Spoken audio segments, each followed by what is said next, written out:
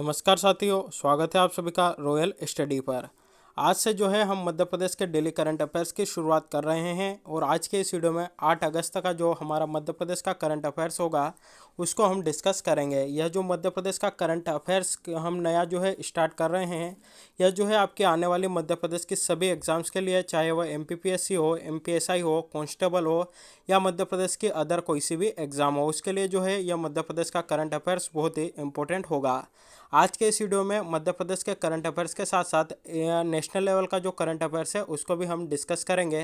National level के current affairs के वही क्वेश्चन डिस्कस करेंगे जिनके कि हमारे मध्य प्रदेश की जो एग्जाम्स में जो करंट अफेयर्स पूछा जाता है उनमें पूछे जाने की संभावना होगी। तो चलिए शुरुआत करते हैं आज के इस वीडियो की। और सबसे पहले हमारा जो आज का मध्य प्रदेश का करंट अफेयर्स का पहला क्वेश्चन है उसको यहाँ पर हम डिस्कस कर लेते हैं। तो पहला क्वेश्चन हमारा यहाँ पर है कि एमएसपी पर किसानों से अनाज खरीदने के लिए भारत के किस राज्य द्वारा देश में सबसे ज़्यादा खरीदी केंद्र बनाए गए हैं। चार ऑप्शन है, मध्य प्रदेश, राजस्थान, गुजरात या गोवा। तो इसका आपका जो राइट आंसर बनता है वह बनता है ऑप्शन है मध्य प्रदेश। तो मध्य प्रदेश जो है भारत का वह राज्य बन गया है जहां पर एमएसपी पर किसानों से अनाज खरीदने के लिए सबसे ज़्यादा जो खरीदी केंद्र है वह आपके बनाए गए हैं। और यह जो बात है नरेंद्र मोदी जी के द्वारा कल के दिन यानी कि 7 अगस्त को की गई थी। उन्होंने कहा था कि यह एमएसपी पर देखिए उनके द्वारा यहाँ पर बातें भी कुछ की गई थी, वह यहाँ पर आप देख लीजिए कि मध्य प्रदेश मध्य प्रदेश के किसानों ने रिकॉर्ड मात्रा में उत्पादन किया। साथ ही मुख्यमंत्री शिवराज सिंह चौहान की जो सरकार है उन्होंने रिकॉर्ड मात्रा में एमएसपी पर उपार्जन भी किया है। साथ ही मध्य प्रदेश में देश में सबसे ज़्यादा खरीदी केंद्र भी आपके बनाए गए हैं। तो इस प्रकार देखिए यहाँ से भी क्वेश्चन आपका निकल के आया है और उस क्वेश्चन को आज हम लेकर आए हैं। तो इस प्रकार से भी आपका क्वेश्चन बन सकता है कि एमएसपी पर किसानों से अनाज खरीदने के लिए भारत के किस राज्य द्वारा देश में सबसे ज़्यादा खरीदी केंद्र बनाए गए हैं। तो इस प्रकार का अगर क्वेश्चन आता है तो उसका आंसर हमारा होगा मध्य प्रदेश राज्य। चलिए यहाँ पर बात की है हमने एमएसपी की, तो एमएसपी का यहाँ पर फुल फॉर्म बनता है मिनिमम सपोर्ट प्राइस, या जिसे हिंदी में न्यूनतम समर्थन मूल्य आपका कहा जाता है। एक क्वेश्चन यहाँ से भी आता है कि जो एमएसपी है इसका निर्धारण किसके द्वारा किया जाता है। तो इसका जो निर्धारण है सीएससीपी यानी कि commission for agriculture cost and price, इसके द्वारा एमएसपी का आपका निर्धारण किया जाता है। चलिए देखते हैं यहाँ पर हमारा अगला क्वेश्चन है मध्य प्रदेश सरकार ने फोर्टिफाइड चावल वितरण की पायलट योजना को किस जिले में संचालित करने का निर्णय लिया है। चार ऑप्शन है, झाबुआ, सिंगरौली, शहडोल या अलीराजपुर। तो इसका आपका जो राइट आंसर बनता है वह बनता है ऑप्शन बी, सिंगरौली से मध्य प्रदेश सरकार के द्वारा फोर्टिफाइड चावल वितरण की जो पायलट योजना है इसको संचालित करने का निर्णय लिया गया है। तो ऑप्शन बी हमारा यहाँ पर राइट आंसर बनता है। चलिए देख लीजिए इस योजना से जुड़ी कुछ महत्वपूर्ण जानकारियाँ। तो बात करें कि मध्य प्रदेश सरकार के द्वारा यह जो फोर्टिफाइड चावल वितरण की पायलट योजना है इसको सिंगरौली जिले में संचालित करने का निर्णय लिया गया है। देखिए यहाँ पर एक शब्द आया है, वह है आपका पायलट। तो यहाँ पायलट का यहाँ पर तात्पर्य है कि जो पायलट योजना से तात्पर्य होता है कि ऐसी योजना जो कि ट्रायल के तौर पर आपकी किसी जिले में या किसी क्षेत्र विशेष में आपकी चलाई जाती है। अगर उस क्षेत्र विशेष में या उस जिले में अगर वह जो योजना चलाई जा रही है वह कारगर साबित होती है तो उसको फिर अन्य जिलों में आपका लागू किया जाता है। तो इस प्रकार यहाँ से क्वेश्चन बनने की संभावना बनती है।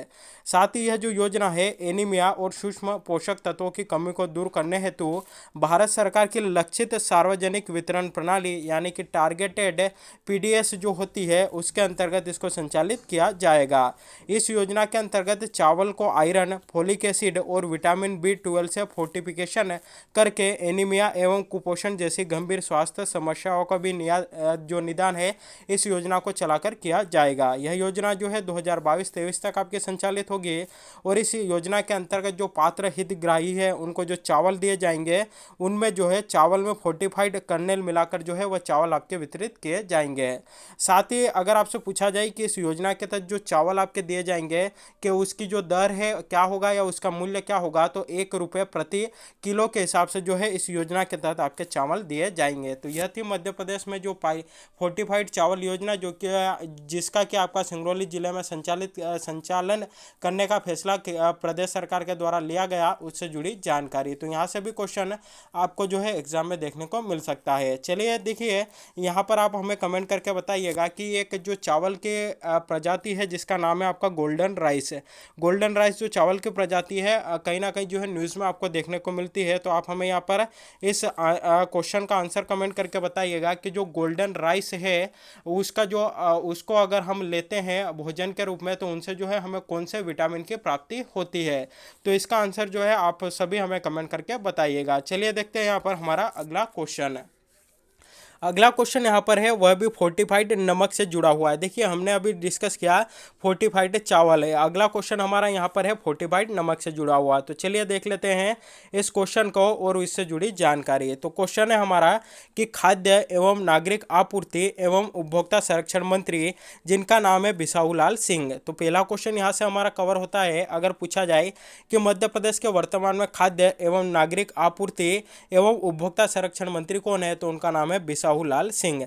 इनके द्वारा डबल फोर्टिफाइड नमक का जो है राज्य स्तरीय लोकार्पण आपका कहाँ किया गया है। चार ऑप्शन है, इंदौर, उज्जैन, रतलाम या भोपाल। तो इसका आपका जो राइट आंसर बनता है वो बनता है ऑप्शन डी, भोपाल में जो है उपभोक्ता संरक्षण मंत्री जो है मध्य प्रदेश के बिसाहूलाल सिंह, उनके द्वारा डबल फोर्टिफाइड नमक का राज्य स्तरीय लोकार्पण किया गया है। तो ऑप्शन डी भोपाल यहाँ पर राइट आंसर बनता है।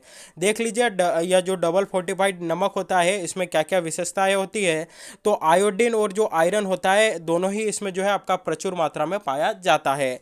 वहीं कुपोषण और एनीमिया की जो गंभीर बीमारियां होती है उनको कमी को दूर करने के लिए डबल फोर्टिफाइड नमक भी जो है आपका काफ़ी उपयोगी होता है। तो अगर एग्जाम में क्वेश्चन आता है कि डबल फोर्टिफाइड नमक जो है उसमें प्रचुर मात्रा में क्या पाया जाता है, आयोडीन और आयरन। वहीं अगर पूछा जाए कि किन की कमी को दूर करने में या कौन से रोगों को दूर करने में जो है यह आपका नमक काफ़ी उपयोगी होता है, तो कुपोषण और एनीमिया जो रोग होते हैं उनकी कमी को दूर करने के लिए डबल फोर्टिफाइड नमक जो है आपका काफ़ी उपयोगी होता है।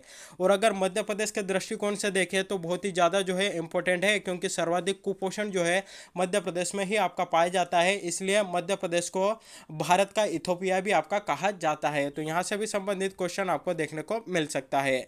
चलिए देखते हैं यहाँ पर हमारा अगला क्वेश्चन है और बहुत ही इंपॉर्टेंट क्वेश्चन है। यह क्वेश्चन है कि अंतर्राष्ट्रीय क्लीन एयर कैटालिस्ट प्रोग्राम के लिए देश भर के शहरों में मध्य प्रदेश के किस शहर का चयन हुआ है। चार ऑप्शन है, इंदौर, भोपाल, उज्जैन या ग्वालियर। तो इसका आपका जो राइट आंसर बनता है वह बनता है ऑप्शन ए, मध्य प्रदेश की व्यावसायिक राजधानी या देश का सबसे स्वच्छ शहर इंदौर को जो है क्लीन एयर कैटालिस्ट प्रोग्राम के लिए पूरे देश भर के शहरों में से इसको चुना गया है। और देखिए आपकी जानकारी के लिए बता दें कि अंतर्राष्ट्रीय क्लीन एयर कैटालिस्ट जो प्रोग्राम है इसके तहत पूरे विश्व भर में से सिर्फ 2 शहरों का आपका चयन हुआ है। तो उसमें पहला तो हमारा भारत का इंदौर है और दूसरा जो है आपका इंडोनेशिया की राजधानी जकार्ता है। तो चलिए देख लीजिए इससे भी जुड़ी कुछ जानकारी जो कि कहीं ना कहीं एग्जाम में आपकी हेल्प करेगी। तो वायु प्रदूषण से निपटने के लिए अंतर्राष्ट्रीय प्रोजेक्ट क्लीन एयर कैटालिस्ट जिसे CAC के नाम से भी जाना जाता है के लिए दुनिया के 2 चुनिंदा शहरों में इंदौर को आपका शामिल किया गया। तो देखिए आप इंदौर को इस प्रोग्राम के तहत इंदौर को शामिल किया गया है, तो आप अंदाजा लगा सकते हैं कि यह क्वेश्चन आने वाले एग्जाम के लिए हमारे लिए कितना इंपॉर्टेंट बनता है, क्योंकि विश्व के 2 शहरों का चयन किया गया उसमें से जो है हमारे मध्य प्रदेश का इंदौर भी उसमें शामिल हुआ। तो कहीं ना कहीं बहुत ही इंपॉर्टेंट क्वेश्चन यह हमारे लिए है। दूसरा शहर इंडोनेशिया की राजधानी जकार्ता है। अंतर्राष्ट्रीय संस्था जिसका नाम है USAID world resources and environmental defence fund के सहयोग से यह कार्यक्रम जो है आपका 2025 तक चलेगा। कौन सा कार्यक्रम? क्लीन एयर कैटालिस्ट कार्यक्रम। इसके प्रयोग के परिणाम और अनुभव से ही विकासशील देशों के शहरों में वायु प्रदूषण से निपटने की रणनीति जो है आपकी तय होगी। तो यह थी इस क्वेश्चन से जुड़ी जानकारी। तो यह था हमारा मध्य प्रदेश का आज का करंट अफेयर्स, उससे संबंधित कुछ महत्वपूर्ण जानकारियां भी यहाँ पर आपको बताई है। चलिए नेशनल लेवल का करंट अफेयर्स यहाँ पर देख लेते हैं और उसमें हमारा यहाँ पर पहला क्वेश्चन है कि हाल ही में किस भारतीय पहलवान ने टोक्यो ओलंपिक में 57 किलोग्राम फ्री स्टाइल वर्ग में रजत पदक जीता है। चार ऑप्शन है रवि कुमार दहिया, सुशील कुमार, दीपक पुनिया या योगेश्वर दत्त।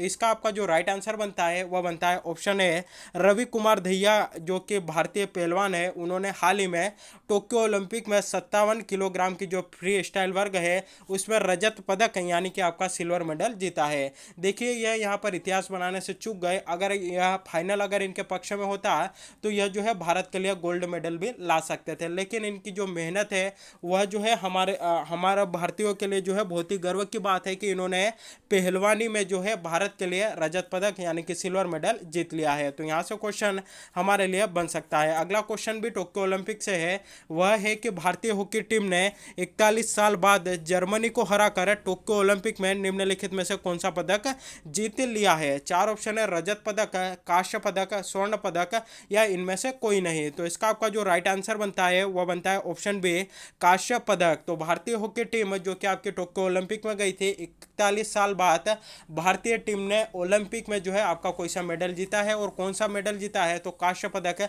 इनके द्वारा जो है यहाँ पर जीता गया है। तो यहाँ से संबंधित क्वेश्चन हमारे लिए इंपॉर्टेंट बनता है। चलिए यहाँ पर बात आई है टोक्यो ओलंपिक की, तो इससे जुड़ी जानकारी आप यहाँ पर देख लीजिए। पहली बात कि यह जो टोक्यो ओलंपिक है आपका कहाँ पर आयोजित हो रहा है, तो जापान में आयोजित हो रहा है।